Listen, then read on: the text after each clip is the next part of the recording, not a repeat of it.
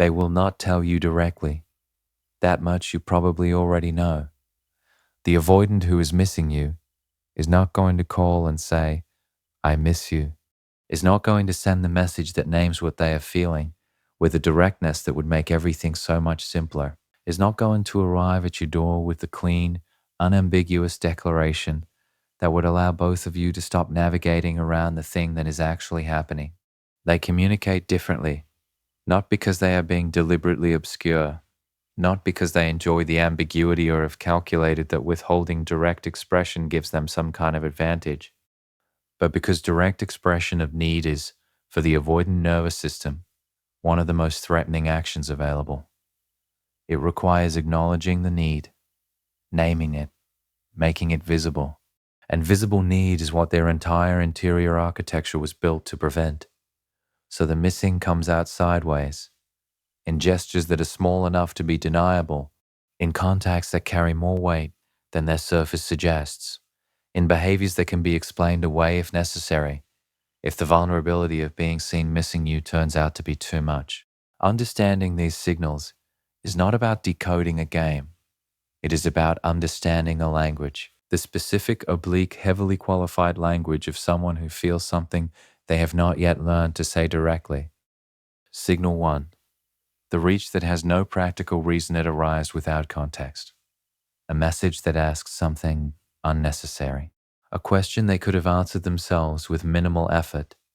A piece of information sent that you did not ask for and that does not require a response but somehow arrived in your direction anyway. On the surface, it looks like nothing, like casual contact, like someone who happened to think of you and sent a low-stakes message in the way that people sometimes do with old connections.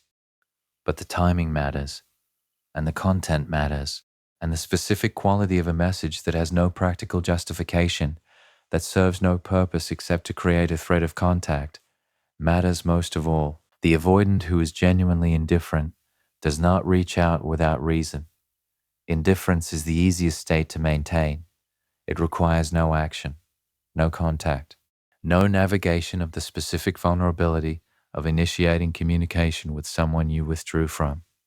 The message with no practical reason is not without reason. The reason simply is not the stated one. The reason is you were present in their mind with enough force that the usual management of that presence failed. Something broke through. The suppression that keeps the missing below the surface of daily functioning did not, in that particular moment, hold. And rather than push it back down, which would be the system's preferred response, something in them reached, not with a declaration, with a question about something neither of you cares about, but reached. That reaching, however small, however deniable, however wrapped in the language of practicality, is the signal. It is the missing, finding the only expression it was permitted. What you do with it is your choice, but know what it is. Do not mistake the smallness of the gesture for the smallness of what produced it. The gesture is small because that is all the system would authorize. What is underneath it is not small. Signal 2, they remember what you think they've forgotten. Months have passed. The relationship, or whatever it was, has been in some form of suspension or conclusion. The contact has been minimal or absent.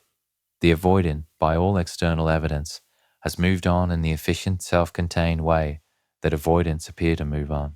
And then something reveals that they have not forgotten. A reference to something specific, a detail so particular that it could only exist in active memory, not the passive, vague residue of someone who sort of remembers a period of their life, but the specific, intact, clearly accessed memory of someone who has been keeping it somewhere rather than allowing it to fade. They remember the thing you mentioned once about your family, the specific opinion you held about something minor, the name of your friend you mentioned in passing 6 months ago, the detail that only someone who is actually paying attention could have retained, the detail that only stays if the person it belongs to has been kept present in some interior space where forgetting has not been permitted. Memory is not neutral. People do not retain with equal fidelity across all their experiences. The things that are kept held intact, available for retrieval, specifically accurate rather than generally vague, are the things that mattered enough to be stored properly. The avoidant who remembers the specific things is an avoidant who has not been letting go of you, however effectively they have been appearing to. This signal is perhaps the most honest of the three, because it bypasses the management protocol entirely. It is not chosen.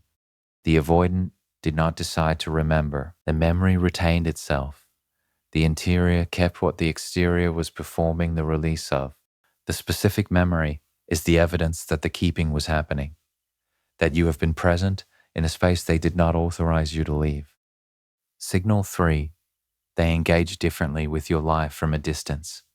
The avoidant who is missing you does not only miss the direct contact, they miss the knowing, the ongoing, real-time awareness of what is happening in your life, the specific quality of being someone who knows your present tense, not your history, not the static facts of who you are, but the living, updating, currently happening texture of your daily experience. And when they can no longer know that directly, something in them finds indirect roots. Not always, obviously. Not always in ways that are visible to you or that they would be comfortable acknowledging if confronted, but in the peripheral ways that someone who is missing a person sometimes maintains a thread of awareness, the specific engagement that reveals ongoing attention, the quality of their engagement when your life surfaces in shared spaces, the response that comes too quickly to be casual, the specific, non-generic reaction that could only come from someone who has been paying attention, who knows enough context to respond with the specificity they respond with. This signal is the subtlest because it is the most easily rationalized, both by you and by them. There are innocent explanations for most individual instances. The evidence is in the pattern rather than any single moment, in the accumulation of small attentions that, taken together, constitute something more than the indifference their distance was supposed to communicate. An avoidant who is genuinely moved on does not maintain this kind of peripheral attention. Moving on, for the avoidant, is something they do thoroughly. They are not by nature people who half move on. When the detachment is genuine, it is genuine across all available dimensions. The maintained peripheral attention is not detachment. It is the specific behavior of someone who is trying to detach and finding it more difficult than their system prefers. What these signals do and do not mean they mean the missing is real, that the distance is not indifference, that somewhere in the avoidance interior you are present and missed and not successfully moved past. They do not mean readiness. They do not constitute evidence that the fundamental dynamic has shifted. They do not indicate that what would be different about a renewed connection is the thing that actually needs to be different. The avoidance capacity for sustained intimacy, for showing up in the ordinary moments, for choosing presence when the alarm fires, rather than retreating behind the distance that has always felt safer. The signals are honest. They reflect something real. They are also, by themselves, insufficient. Love that expresses itself only in signals, in the deniable, peripheral, heavily qualified language of someone who cannot yet say the direct thing, is love that has not yet found its way to you, is love that lives in them rather than arriving at you, is love that, however genuine, cannot sustain a relationship that requires both people to be actually present, receiving the signals clearly, knowing what they are, not minimizing them or inflating them, is the honest position. They are real. They are not enough. Both of those things are true simultaneously. What you do with that simultaneous truth is the question that only you can answer, not based on what the signals suggest about their feelings, based on what you actually need, what your life actually requires, what kind of love you are willing to organize your present around. The signals tell you how they feel. Only you know what you need. Those are different questions, and keeping them distinct, refusing to let the answer to the first substitute for the answer to the second, is the most important thing you can do with everything these signals reveal. 3 silent signals avoidants send when they secretly miss you. Continued. Something worth pausing on before going further. The three signals have been named: the reach without practical reason, the specific memory that reveals ongoing attention, the peripheral engagement that contradicts the distance. All of it is real. All of it reflects genuine patterns in how avoidant attachment expresses itself when the missing becomes too large to fully contain. But there is something that needs to be said about what happens after you recognize the signals, because recognition is only the first part. And what comes after recognition, the interpretation, the response, the meaning you make of what you have identified, is where most of the real difficulty lives. Because knowing what the signals mean does not automatically tell you what to do with them. And the gap between knowing and doing is where a lot of unnecessary pain accumulates. The honest problem with signal reading: there is a specific and understandable thing that happens when someone learns to read the avoidance signals accurately. They read them constantly. Every interaction becomes data. Every message is analyzed for what it reveals underneath its surface. Every piece of peripheral engagement is assessed for what it indicates about the avoidance interior state. The signal reading that was supposed to provide clarity becomes its own form of ongoing orientation toward the avoidant, a more sophisticated version of the same watching and waiting that was happening before the signals had names. And this is worth naming honestly, because it is one of the ways that psychological understanding, however accurate, can extend the very dynamic it is supposed to help resolve. If you are reading signals, actively, regularly, making the interpretation of their behavior a significant part of your mental activity, then your attention is still primarily located in their interior, still organized around the question of what they feel and what that means and what it indicates about whether the story is going to resolve in a particular direction. That orientation has a cost, not a moral cost. It is entirely understandable, entirely human, and does not reflect poorly on you, but a practical cost. The attention and energy going into signal reading is attention and energy that is not going into your own present tense experience, into the life that is actually happening, into the people and work and daily moments that constitute your actual existence. Signal reading keeps the primary question, what is going on with them, as the primary question. When the primary question, if you're actually living your own life, should be something else entirely. What? The primary question actually is not, are they missing me? Not, do these signals indicate readiness? Not, what should I do with this contact, with this memory they revealed, with this peripheral engagement that suggests ongoing attention? The primary question, the one that belongs entirely to you, that only you can answer, that does not depend on their signals or their interior or the current state of their refusing love, is this: what do I actually want my life to look like? Not in relation to them, not contingent on their becoming ready or their signals indicating sufficient missing or their interior state shifting in the direction that would make return feel safe. Simply, what do I want? What kind of daily experience am I trying to build? What kind of love am I trying to have? What kind of presence do I want to have in my own life, as the central actor rather than the waiting party? What matters to me, independent of this dynamic, in the actual living of my days? Those questions are genuinely yours. They do not require the avoidance participation to be answered. They do not depend on what the signals reveal. They exist in a territory that is entirely independent of the dynamic that has been occupying so much attention, and they deserve attention, real, sustained, not in service of anything else attention. The difference between understanding and waiting: there is a version of engaging with avoidance psychology that is genuinely liberating, that provides clarity, that removes self-blame, that restores the accuracy of perception, and allows grief to be honest rather than complicated by doubt. And there is a version of engaging with avoidance psychology that is sophisticated waiting. The difference is not always obvious from the inside, because sophisticated waiting feels like growth. It has the language of healing and the framework of psychological insight and the genuine quality of someone who is learning real things. It is not performed. The insights are real and the growth is real, But underneath it, if you look honestly, the primary orientation has not shifted. The primary question is still about them.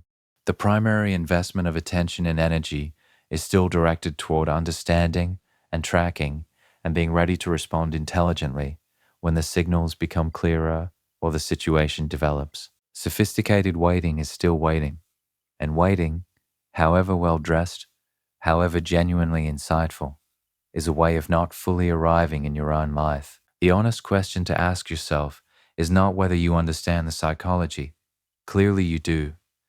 The question is whether the understanding has changed what you are actually doing with your days, whether your attention has genuinely redistributed toward your own experience, or whether it is still primarily located in the ongoing project of making sense of theirs. That question deserves a real answer, not the answer that sounds most healed, the honest one. What happens when you stop reading the signals? There is something that happens when you genuinely, not strategically, not as a move designed to produce a particular response, but actually, stop reading the signals. Your life gets louder, not dramatically, not with the sudden revelation of all the richness you had been missing while your attention was elsewhere. Gradually, in the ordinary way that things become audible, when the noise that was covering them quiets, the work that is actually interesting to you, the friendships that have been maintained at a slightly reduced level of investment, because the attention they deserved was going somewhere else. The creative, or physical, or intellectual pursuits that have been present but secondary. The daily texture of your own experience, what you actually enjoy, what genuinely engages you, what your life feels like when you are actually in it, rather than partially in it and partially elsewhere. All of that gets louder when the signal reading quiets, not because it was absent, because the attention required to notice it becomes available. And the noticing, the genuine, present tense, not in service of anything else noticing of your own life, is the beginning of actually inhabiting it. Not as a strategy for appearing more self-possessed, as the actual experience of being present in your own existence. That experience is worth more than any signal the avoidance sends, worth more than the confirmation that they miss you, worth more than the evidence that the love is real and ongoing and refuses to stop, because it is yours. It is happening now. It is the only territory in which your actual life can be built. The signals will always be there here is something practical worth knowing. The avoidant who genuinely misses you does not stop sending signals because you stop reading them. The missing does not resolve simply because you redirect your attention. The love that refuses independently of your observation of it, which means the signals will still be there if and when you choose to look. The reach without practical reason, the specific memory that reveals retention. The peripheral engagement that contradicts the performed distance.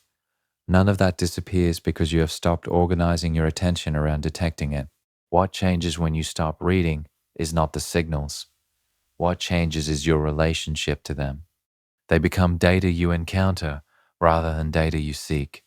Information that arrives rather than information you are continuously mining for.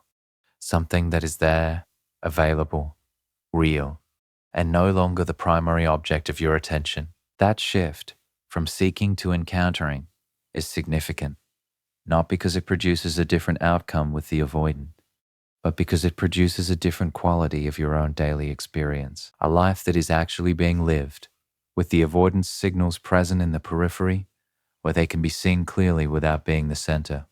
From that periphery, the signals are actually more readable, not less, because you are not bringing to them the anxious hope that distorts interpretation. You are not needing them to mean what you need them to mean. You are simply seeing them for what they are. Evidence of missing, evidence of real feeling, evidence of a love that is not resolved and a system that has not yet found its way to expressing what it contains. Evidence, noted, integrated, not acted upon until and unless there is something substantive to act upon.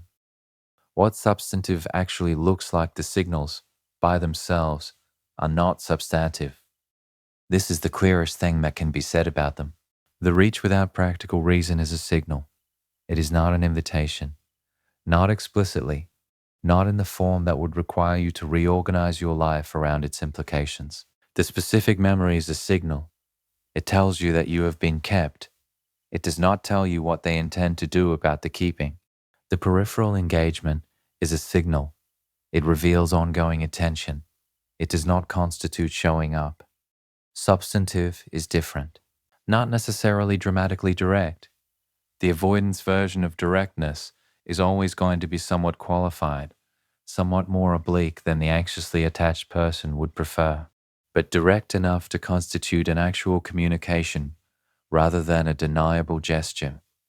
Substantive sounds like, I have been thinking about you, and I would like to talk. Or even, in the avoidance more qualified register, I'm not sure what I want to say, but I know I want to reach out properly rather than just sideways. Substantive is the reach that acknowledges itself as a reach, that names, however imperfectly, what it is doing and why. That takes the risk of being seen reaching rather than maintaining the deniability of the signal. Until the signals become substantive, until the missing finds a way to name itself and make itself available for actual response. The signals are information about their interior, not invitations into yours. Treat them accordingly, with the clear-eyed recognition of what they reveal, and the equally clear-eyed recognition of what they do not constitute. The thing the signals cannot tell you. The signals can tell you that they miss you. They cannot tell you whether the missing will produce change, whether the love that refuses will eventually find its way to actual readiness, whether the avoidant will do the specific, internal, not visible from outside work that converting feeling into capacity requires. They cannot tell you how long the missing will continue without producing substantive action. They cannot tell you whether the architecture of the avoidance interior is shifting in the direction of genuine availability, or whether the missing is simply the latest expression of a pattern that has been running for decades and will continue running regardless of its cost. They cannot tell you what you should do, what your life requires, what you are actually willing to organize your present around. Those things are not contained in the signals. They are contained in you, in the honest, clear-eyed, not organized around their response knowledge of what you actually need and what you actually building and what kind of love you are trying to have. The signals are theirs, the answers are yours. And keeping that distinction, holding the line between what the signals reveal about their interior and what you actually know about your own needs, is the most practically useful thing this entire conversation can offer. Know what the signals mean, and then return to the primary question. Not what do they feel, what do you want? That question answered honestly from the genuine center of who you actually are and what your life actually requires. That is where everything that matters begins. Not in the signals, in you, where it has always been, where it remains. 3 silent signals avoidance. Send when they secretly miss you. Continued. There is something worth being honest about before going further. The signals are real. The psychology behind them is accurate. Understanding what the avoidance oblique contact actually communicates, the reach without reason, the retained specific memory, the peripheral engagement that contradicts the distance, that understanding is genuinely useful. It removes the confusion. It restores accuracy to a situation that the avoidance behavior, deliberately or instinctively, obscures. But there is a question worth sitting with honestly before adding more layers to the signal reading. Is more understanding of their signals actually what you need right now? Or is the desire for more understanding, more detail, more nuance, more confirmation of what the signals mean itself a form of the same orientation that keeps you primarily located in their interior rather than your own? That question is not rhetorical. It deserves a genuine answer, and the answer will be different for different people reading this. Some are at the beginning of understanding this dynamic and the clarity is genuinely liberating. Others are deep enough into the understanding that more of it functions as sophisticated company for the waiting rather than as genuine movement forward. Only you know which is true for you right now. What follows attempts to serve both, to add genuine depth to the understanding while also being honest about what the understanding is and is not capable of doing for you. What? The signals reveal about the avoidance daily experience. The three signals: the unmotivated reach, the specific retained memory, the peripheral engagement, are not isolated behaviors. They are expressions of an interior state that has a texture, a daily quality, a specific experience that is worth understanding fully. Because the avoidant who is sending these signals is not in their daily experience simply fine with occasional involuntary thoughts of you surfacing inconveniently. They are living in a state that is more consistently disrupted than the signals suggest. The signals are the overflow, the expression of something that the management protocol has been containing less successfully than usual. And the containment itself, the ongoing, daily, resource-consuming effort of keeping the missing below the surface of functional life, is the actual experience. Think of it this way. The avoidance system is during this period running two parallel operations simultaneously. The first is the ordinary maintenance of a self-sufficient life, the work, the routine, the social navigation, the forward momentum of a person who is by all external measures doing fine. The second is the suppression of an interior experience that keeps asserting itself despite the suppression. Both of these operations require energy, and running them simultaneously produces a specific quality of exhaustion that the avoidant is unlikely to name accurately. They will call it stress, or burnout, or a general flatness that they attribute to external factors. They will not call it, I am exhausted from missing someone and simultaneously working to prevent myself from feeling the missing. But that is what is happening. The signals that surface, the reach, the memory, the peripheral attention, are the moments when the second operation briefly wins, when the suppression briefly fails, when the missing finds the only outlet available to it. Understanding that the signals are overflow from a consistently effortful suppression changes how they read. They are not occasional intrusions into an otherwise resolved interior. They are the visible expressions of an ongoing, daily, resource-intensive struggle between what the avoidant feels and what they will permit themselves to express. That struggle is real, it is constant, it is invisible from the outside, and recognizable only in the moments when it briefly produces the signals, the specific quality of what they are missing. The avoidant who is missing you is not missing a generalized good relationship, not missing the category of intimate connection, not missing love in the abstract sense of wanting what everyone wants. They are missing you specifically, the particular, non-transferable, irreducibly specific combination of qualities that constitutes who you are. This specificity matters because it explains why the missing does not resolve with time in the way that the avoidance system expects it to. The system expects that distance, maintained consistently, will produce resolution, that the feelings will diminish as the connection fades into history, that the missing will become manageable and then minimal and then simply the faint residue of a period of their life that is now genuinely past. But the missing that is specific, that is located in the precise, named, irreplaceable qualities of an actual person rather than in the general experience of connection, does not follow that trajectory. Because specific missing cannot be addressed by general solutions.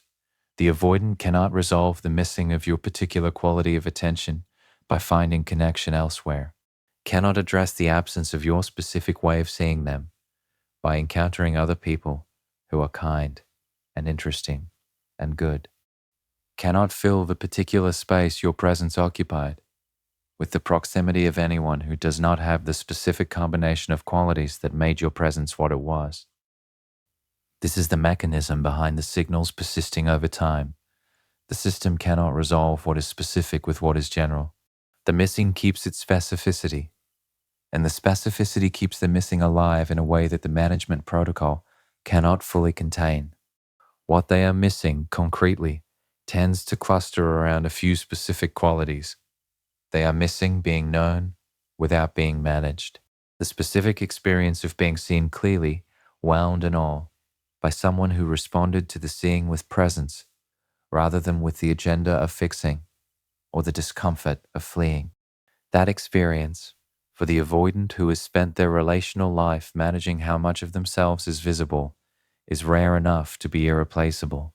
They are missing the quality of the ease, not the ease of a relationship without challenge, the ease of being with someone who did not require them to be performing constantly, whose presence was not a demand for a specific emotional presentation, who allowed them to be variably present, variably open, without making the variability into a referendum on the relationship's health or their worth as a partner. They are missing the specific texture of being wanted without being needed. The particular quality of your love, which was genuine and deep and not contingent on their consistency, as distinct from the need that activates the alarm, the wanting that came from fullness rather than hunger, the love that chose them without requiring them to be the foundation of its choosing person's entire world. These specific things are what the signals are reaching toward, not vaguely, precisely. The signals are the system's oblique attempt to reconnect with these specific qualities that it has not found replicated elsewhere, and cannot successfully convince itself were not as significant as they were. Why the signals come in waves. If you have been paying attention to the pattern of the signals, and if you have been in this dynamic long enough, you will have noticed that they do not arrive with consistent frequency. There are periods of quiet, sometimes extended quiet, in which the management protocol appears to be functioning adequately, in which the signals are absent or so minimal as to be undetectable, in which the avoidance life appears and may genuinely be proceeding with sufficient forward momentum that the missing is contained below the signal producing threshold. And then there are periods in which the signals cluster, come more frequently, arrive with slightly more weight or slightly less deniability than usual, suggest an interior state that is less successfully managed than in the quiet periods. The waves are not random. They correspond reliably to specific conditions in the avoidance life that lower the effectiveness of the management protocol. Transitions, the periods between significant life structures, between jobs, between living situations, between the organized forward momentum of a clear goal and the open, unscheduled, reflective space that follows its completion. Transitions remove the scaffolding of productive engagement that the avoidant uses to stay ahead of what they feel. In the structural gap, the feelings find more room. Stillness, extended periods of enforced quiet, illness, rest, holidays, the specific kind of unscheduled weekend that cannot be filmed with enough activity to prevent contact with the interior. The management protocol requires motion. Stillness is where the suppressed content surfaces. Relational comparison, new connections that, however genuinely positive, consistently fail to produce what was present with you. The specific, repeated, accumulating evidence that what was particular about your connection is not replicated by general availability. Each new encounter that falls short of the specific standard your presence established is a data point that the missing processes as confirmation, external reminders, entirely unpredictable and entirely unavoidable.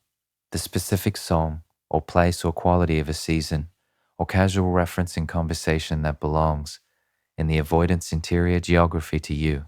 These arrive without warning and bypass the management protocol entirely, delivering the full specificity of the missing before the system has time to intercept it. Understanding the waves, knowing that the signals cluster in response to specific conditions rather than representing a consistent and escalating movement toward readiness, is important because it prevents the misinterpretation of a wave as a breakthrough. A cluster of signals is not necessarily evidence of significant interior change.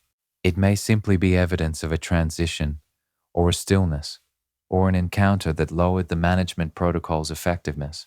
Read the waves accurately with the same clear-eyed recognition that has characterized the best parts of your engagement with this dynamic. What, The signals are not asking you to do. This needs to be said directly because the natural response to recognizing the signals, to understanding clearly that they are real and that they represent genuine missing and genuine love that is not resolved, is to respond to them, to meet them, to make the implicit explicit, to say, I see what you are doing, I know what it means, here is my response to what you are actually communicating, rather than to what you are pretending to communicate. That impulse is understandable, is in fact an expression of the same clear-seeing, genuine quality that made you significant to them in the first place. The refusal to participate in the pretense, the desire to meet what is real with what is real, rather than maintaining the fiction of the deniable surface, but acting on that impulse, responding to the signals as though they are invitations they have not yet declared themselves to be, generally does not produce what it is intended to produce. It produces retreat, because the signal was the avoidant sending exactly as much as they could currently send. The reach without practical reason was the maximum available expression of the missing in this moment. The specific memory that surfaced was the most the system would permit to be visible. The peripheral engagement was the closest the avoidant could currently come to actual presence, responding to the signal as though it were a full invitation, treating it as more than it declared itself to be, does not draw out more. It confronts the avoidant with the gap between what they sent and what they are not yet ready to send. And that confrontation, for a nervous system that is already in the tension of feeling more than it can express, produces the predictable response: distance, the reimposition of the management protocol. The signal sending stops, at least temporarily, because the signals are now too clearly visible as signals, and the vulnerability of that visibility is more than the system can sustain.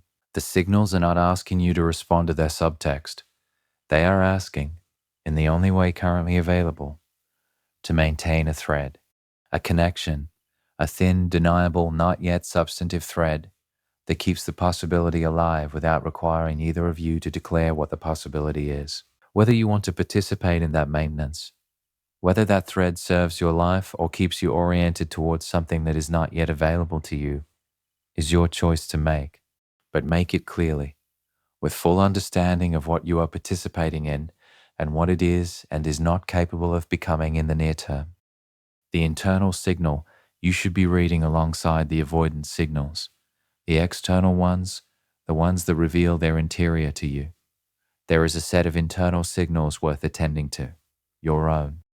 The signals your own interior is sending about this situation, about what you need, about whether the current configuration of your life, however much building is happening, however genuine the forward momentum, is actually working for you.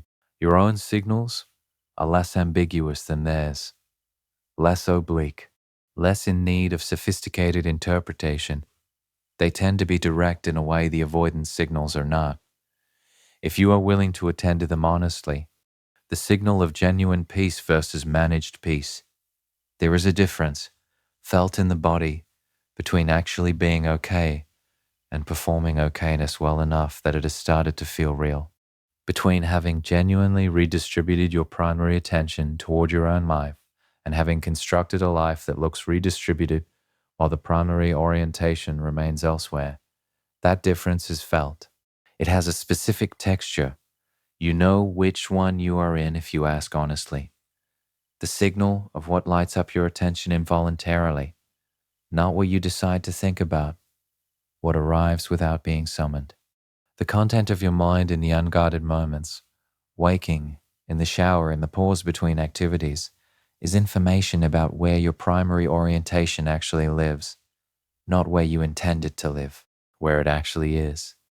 The signal of what you are excited about, not in the performed, I am building a life sense, genuinely, in the specific, this particular thing engages me sense, whether there are people, projects, experiences that produce genuine forward-leaning engagement in you, whether the aliveness that was present in the dynamic, even in its painful form, has found alternative expressions in your current life, or whether you are primarily existing in the flat managed, waiting for something to change register.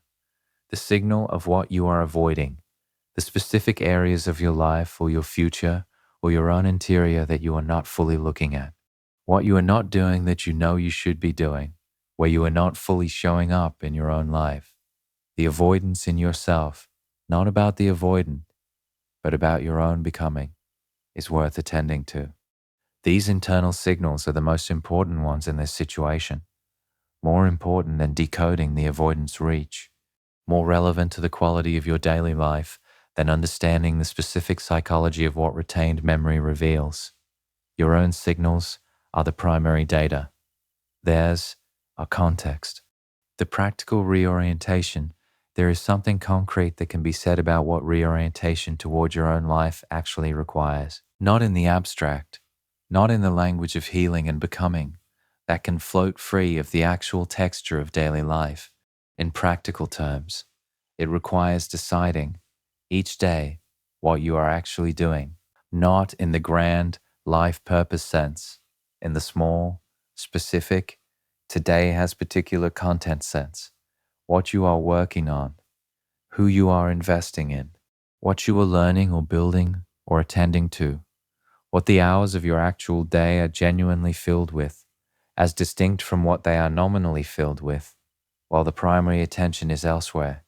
It requires honest assessment of your social investment, not the avoidance signals and what they mean, the actual people in your life and whether you are genuinely present with them, whether the friendships that matter are receiving real investment or maintenance level contact, while the deeper attention is reserved for the dynamic that is in suspension, whether you are actually letting people in, new and existing, or maintaining a surface of sociability while the interior is still primarily oriented toward the unresolved.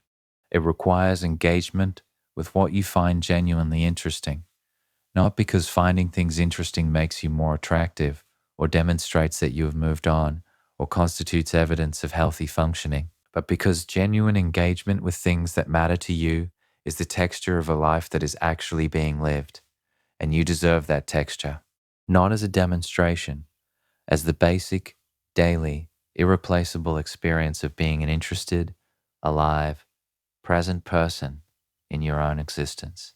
It requires, finally, the willingness to be uncertain about the future of the avoidant connection, without that uncertainty organizing your present. To hold the open question, what will happen, what will they do, whether the signals will become substantive, in the peripheral vision where it belongs, real, present, occasionally demanding attention, but not the center, not the primary question around which the day is organized. The center is yours. The day is yours. The signals are real. They will be there when you look. Look at them less. Look at your own life more. Not because looking at your own life will produce the right outcome with the avoidant, because your life is happening regardless of the outcome with the avoidant, and it deserves your primary attention. That is the most useful thing that can be said about what to do with the signals, not how to read them more accurately, how to read yourself more accurately. And then, with the specific, grounded, present tense clarity that genuine self-reading produces, how to actually be in the life that is yours, completely, right now, as it actually is. That is where this ends, and where your day, the actual, ordinary, irreplaceable day that is happening right now, begins.